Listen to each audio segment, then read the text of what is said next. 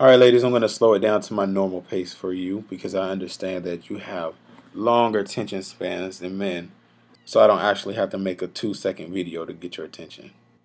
So one of the number one complaints that men have is nagging. I basically want to give you 3 principles that'll help you be able to better communicate with your man. So you'll never come across as a nag again, and so that you'll be able to have those conversations that you want on your time. Principle number 1, you cannot not communicate. Whether you choose to say something or not, you're still communicating a message. Let me explain.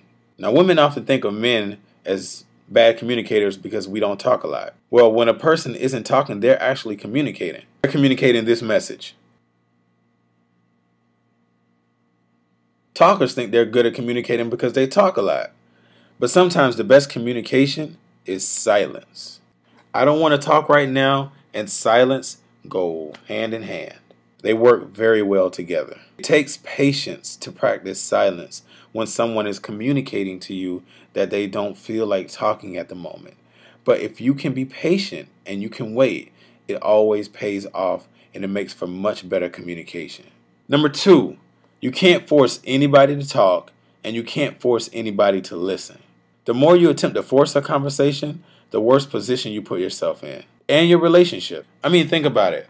What is the point in saying all those words if they're not even being heard? Of course, everybody wants to be heard, especially when they feel emotional. When you're in your feelings, you may want to pour it all out. But you have to be able to hold it until the time is right.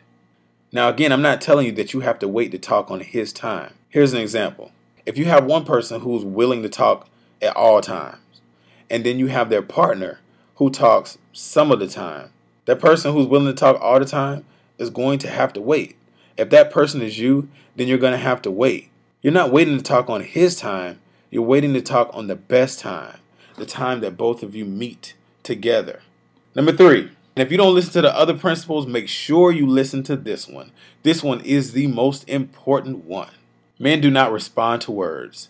Men respond to silence. Think about it. You ever missed a phone call from your man when you was out somewhere? And then you didn't call him back for hours? What did he do? Exactly. He lost it. Well, maybe he didn't lose it, but you get the point.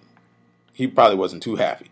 Men are problem solvers by nature. We always deal with the immediate problem, the problem that's right in front of us. If the immediate problem is you nagging, he's going to deal with that problem.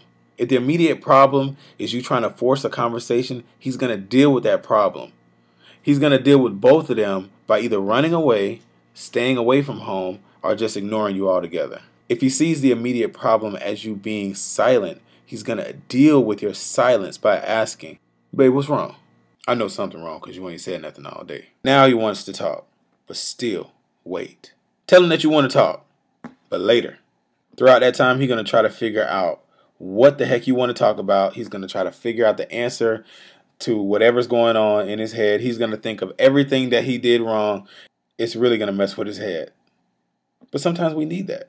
Point is, by the time that you're ready to have that conversation, he's going to be completely open. That's how you get the conversation you want when you want it. Let's recap. Number 1, you cannot not communicate. Number 2, you cannot force anybody to talk to you. You cannot force anybody to listen to you. Number 3, and most importantly, men do not respond to words. Men respond to silence. These things aren't going to be easy. Good communication requires patience. Good communication requires the ability to control your emotions. And good communication requires action after the conversation. But if you apply all of these things, I guarantee you'll have much better results. Good luck.